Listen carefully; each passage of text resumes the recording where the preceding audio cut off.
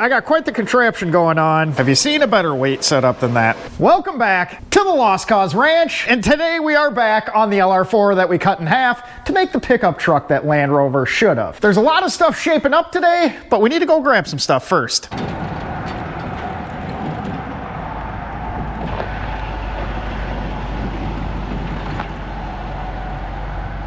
You know what we were really missing around here? More frickin' snow.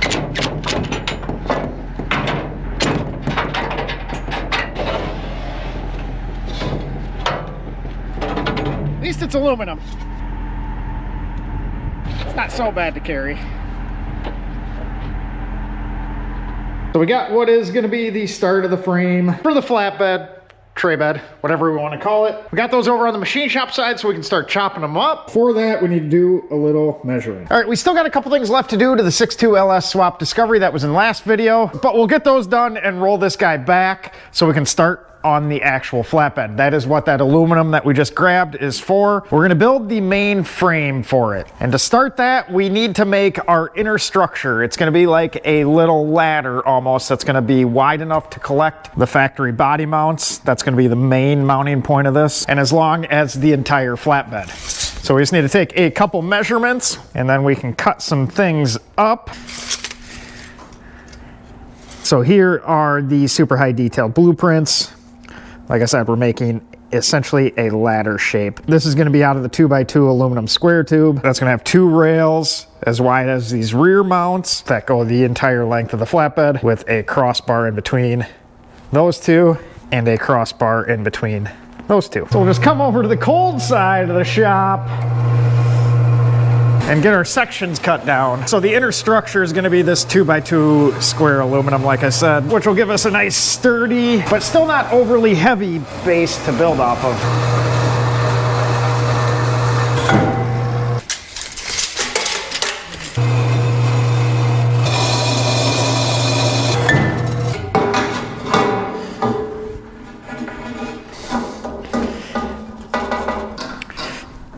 Make sure we're right after clamping it.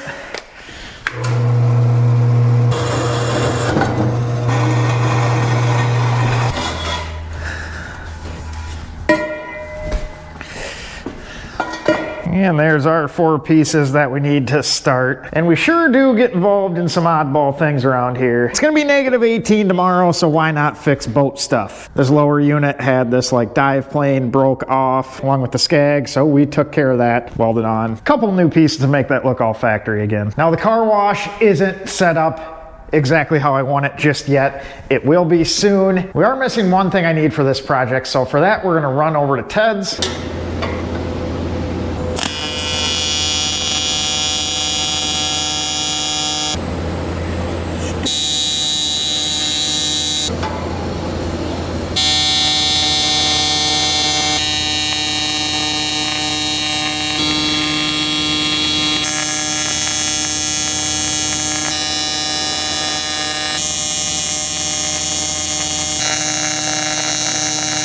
And what we needed was the fancy chassis table Ted has. I don't have a big enough flat surface in the car wash at the moment, so this was the perfect thing to get our base built off. And then now that that is built, we can build the rest of it off and jig it up at the car wash. We just needed a good, solid starting point. Ted has all the fun stuff, and behind the camera is what this chassis table was for, which is pretty neat. But that's for a future video. All right, we're back to the car wash. Let's get this guy a little more out in the open to give us some more room. To figure out exactly what we got going on here. So we'll just kind of set our frame that we just made up over at Ted's on here, and right there is roughly where it will sit, although it'll sit probably 10 inches higher. First thing we need to do with that frame is get it leveled out. We need to pick on the truck visually what we want it leveled with, and I would like to level it with this bottom door trim, which also matches this body line, which also matches the top of the door where it meets the window. So we're going to take our level and see where we stand. So we're just shy of touching the bubble on the right side. So we set this up here. We need to lift the back up just a touch. So we'll add another little shim to this backside, and that puts us right on the money. So from this point, we just need to figure out how high we want the bottom of the flatbed.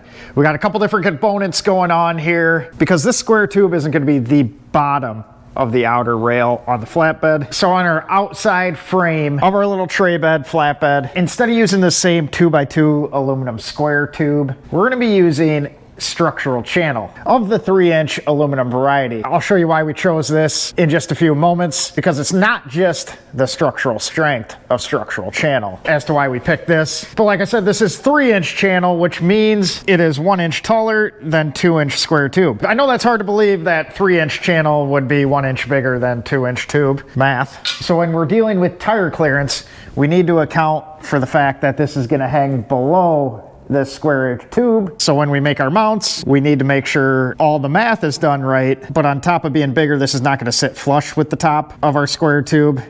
We're actually going to bump it up and have it overhang by about 1/4 inch. That way, when we cut out our sheet for the floor, it'll actually sit down in our outer frame of channel. Well, that was cool. I couldn't do that again. So I got a piece of that channel sitting on top of the tire to help us measure out what we need. So right now we are sitting 5 3/4 from the bottom of our tube to the top of the tires. We also have 5/8 of an inch spacer, shimming it up. So after doing a little math, we come up with 7 inches for the height on this support. And then our front mount sits quite a bit lower, and we have 13 1/4 for that one. Check that, 13 3/4 for that one. Then we'll come over to the machine shop side and get those chopped out. I don't have heat over here yet, so this is kind of unbearable at the moment. The low today was -18. That's -18 Fahrenheit, which is negative a lot in Celsius. It's not enjoyable. I mean, now that we have insulated garage doors, it's a little more enjoyable. With the residual heat from the rest of the building, it is above freezing in here. Still doesn't make it fun.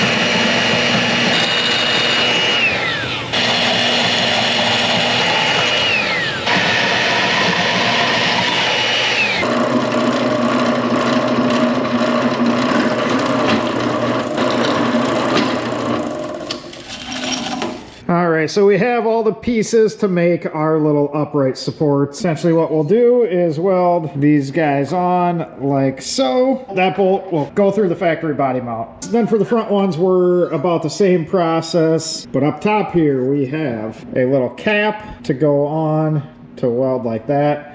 And that is because these front ones sit further in than the rear ones. So the rear ones are centered on this tube. Front ones are obviously in. And since we want to keep the channel in the same direction, this little top plate that we're going to weld onto the channel will give us a nice piece to weld onto. Check to make sure we're still square.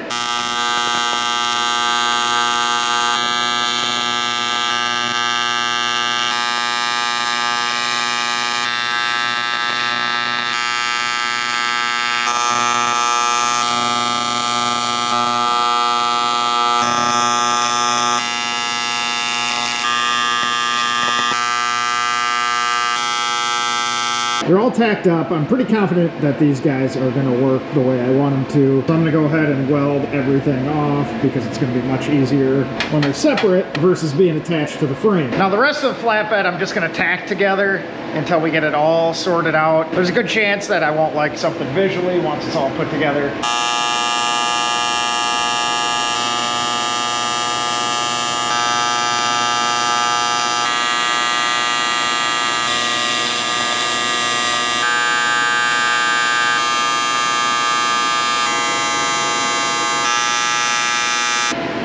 A little warm after that.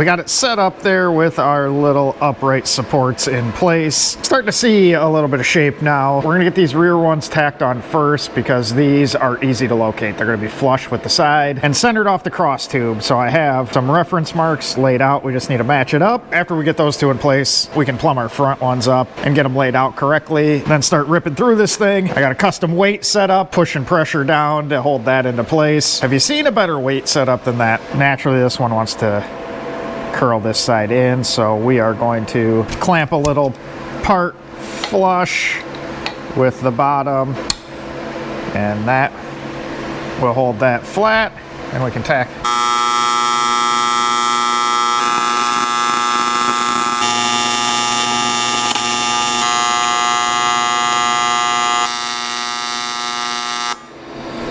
All right, we're gonna plumb this one up right about there and grab a measurement so we can match both sides.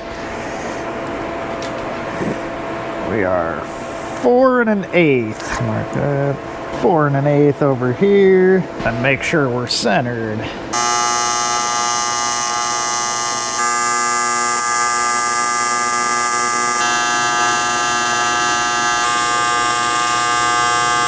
All right, we're gonna make sure everything's stayed and we are good. There is one minor annoyance I have with the cab itself at the moment. We look down this rail, we're pretty close to even with the start of this little indent. And if we look down this rail, we're about a 1/2 inch out. So I threw a tape on it and the indents themselves are like a 1/2 inch offset is what it is. It's gonna be pretty much covered up anyways. But I can tell you it threw me for a loop because I figured I was off, not that.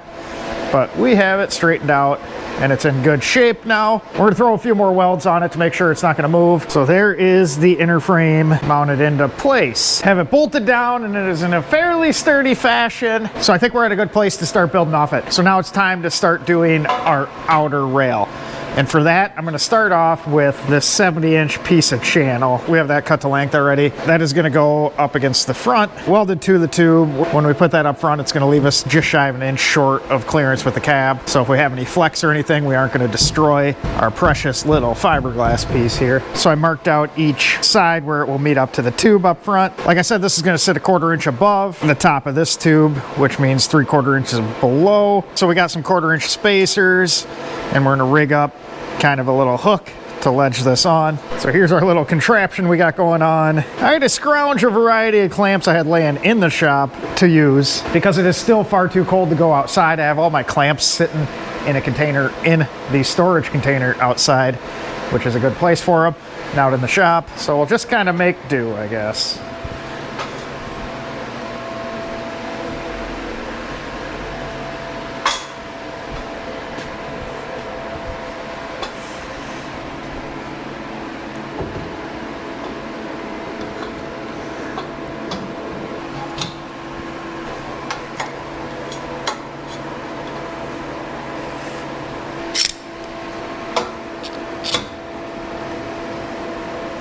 So like I said, we have 1/4 inch spacers underneath our tube. That holds our channel with a 1/4 inch gap up top. That makes sure everything is squared up. So now we can weld these in. I'll double check our measurements to make sure I didn't botch that.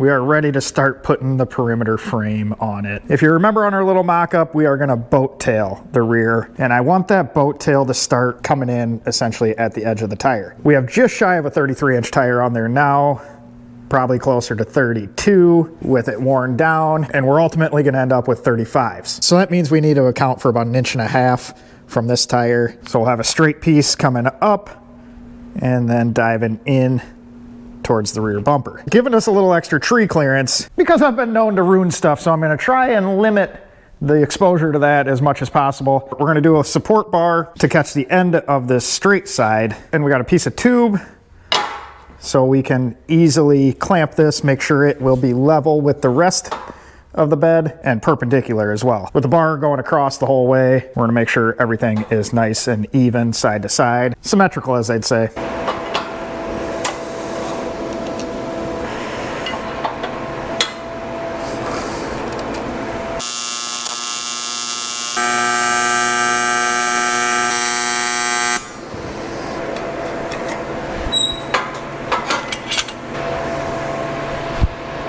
All right, so I have these sidebars here set up that our straight outer rail will come and meet this exactly halfway. And then from that point, it'll come in. I think it's something like that. We're gonna double check our measurement. It should be 45 inches, and it's 45 inches. Now, the only other thing we have to do is figure out the angle that this is gonna come back at. That way we can properly miter our channel and make it all nice and tight. We got a little angle finder here. Let's zero this guy out. And we're just gonna kind of pick an arbitrary angle and just eyeball what I think would work. Thinking 30 degrees is the number. So we're gonna have a 30-degree angle diving in from this sidebar towards the rear bumper. But being we're gonna split that between two, we need to divide that in half. So 15 degrees it is. Nice thing about this little Grizzly bandsaw we got is it's got a mitering head, so we can just dial it in to 15 degrees, clamp it down, and we're gonna cut our correct angle without much fuss. And we get the perfect angle with pretty much zero work on my end. That's definitely my kind of thing. So we can take that guy, we just match it up with the front and then set it out here on the back. And here you can start to see why I chose the channel. So with that channel flipped with the legs outward, it gives us a nice kind of neat look to it instead of just having a flat boxed piece.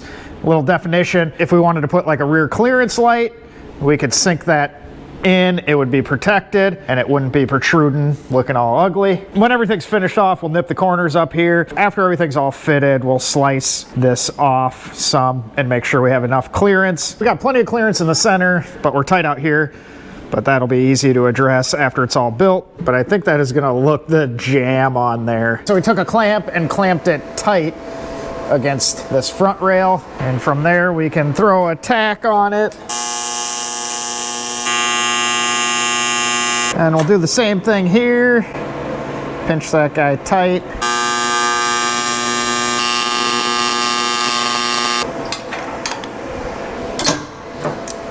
Being this is going to dive in towards that rear bumper there, and we're splitting this one in half, we have to nip a little corner of this tube off. I just didn't want to cut that ahead of time. I wanted to fit it once we had this one locked into place.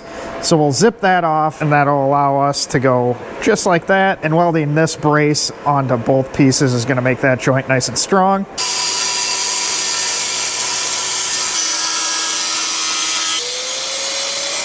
I got quite the contraption going on. I got our piece that we cut for the other side. I got that sitting tight up against that, and we're gonna use this to allow us to measure everything for our rear bar and this piece here. This will let us find our angle across there and the total length of the back piece. If we follow that, looks like we are 69 degrees. We'll lock that down, call it 68. Then we can measure our length as well, 5 7/8.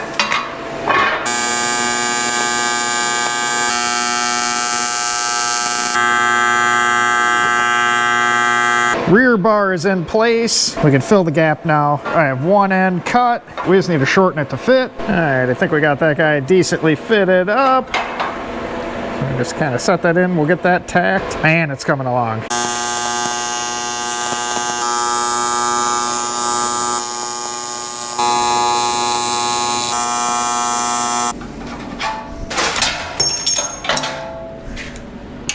Man, that is starting to look good. And I think having that channel flipped out gives it the right dimension. Look at how cool having that extra little definition looks. But you know what is sweet? I'm 28 inches short. It's also Saturday night, so that doesn't help. Let me see if I can scare something up.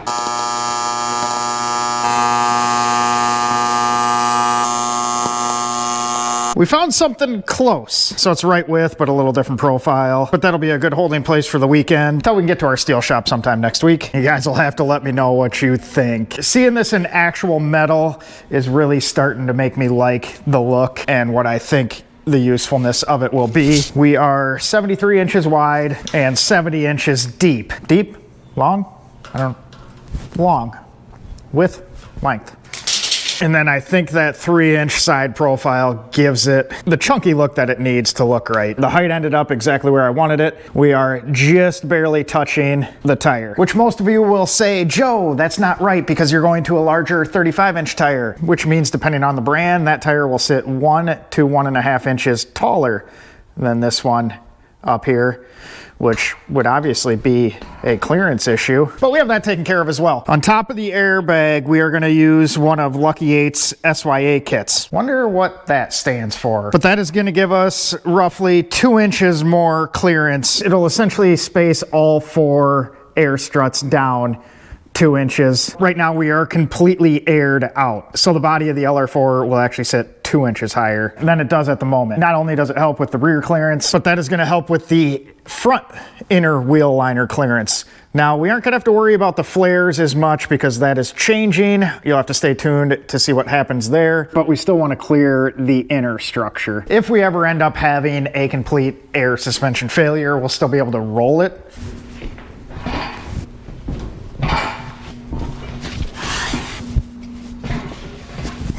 Man, just look at how useful that guy is. It just eats up 4 37-inch tires, which is good because you can actually fit 5 of them in the back of a LR4 if you don't chop it off. But no, this is exactly what I have in mind for this thing. I don't have a pickup truck. Well, I mean, I have this 6x6 Discovery, but this whole deal was planned out before I purchased that.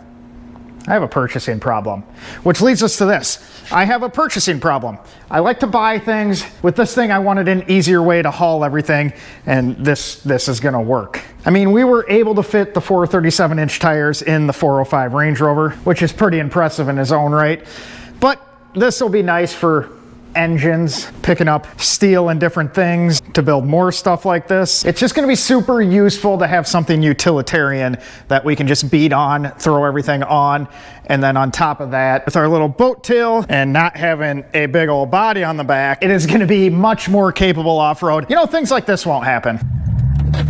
You're going to need a tail light. There it goes. But no, that's truly what I'm really excited about with this thing. This is an HD, it has the rear locker. We're gonna have 35, we're gonna have boatloads, get it? Boatloads of clearance. I think this thing is gonna be the frickin' jam when it comes to an LR4 off-road. And speaking of off-road, we can obviously fit 4 37-inch tires inside a 405 Range Rover.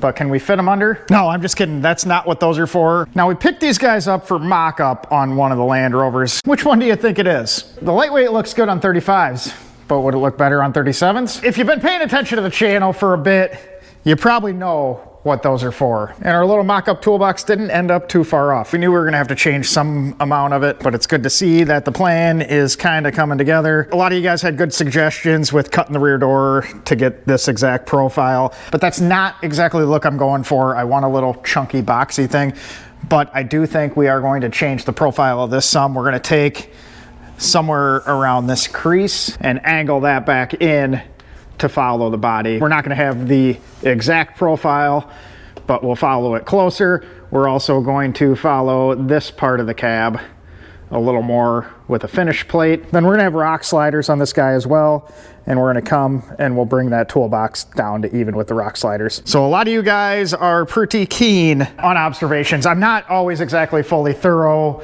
to my future plans with everything. We're actually pretty well in line with a lot of our ideas. You and I. Like this one. I always thought that this area kind of looked wrong. It was too chunky, and in our little rendering, you can see it has a window added. Well, here has been my plan all along. This is the glass out of the rear door, and I think we can make something like that happen. It doesn't match the angle exactly here, but I think we can do something to make that work. I think we'll sink this glass in there, and if you ask me, that makes this whole truck. Having that glass is what it needs, and not only is it going to look better outside, we're going to get rid of part of this massive blind spot that this cab creates. So hopefully I won't run into anyone. It's a plan at least. But man, I just can't get over it. This thing's actually coming together. It's nice when the thing that's been bouncing around in your head for a while is actually panning out in real life. But now to move forward, we have some decisions to make. And that's gonna be with our roll bar, headache rack. And I'm kind of looking for your guys' opinion on this. So my original thought was to use some rectangular oval extrusion, something like this, and that would come up, miter in to follow that, miter along top, and come back down. But as we both know, aluminum butt welded together is not going to be the best rollover protection should we land this thing on its lid. So I have another possibility bouncing around in my head that involves this 1 3/4 DOM, the stuff we typically use for roll cages, and we could do our hoop out of that. We're able to bend that just like a main hoop in a roll cage, but I don't think a single 1 3/4 bar is the look I'm going for on this guy. It's almost gonna look like too cheesy per se, but I got an idea. We could do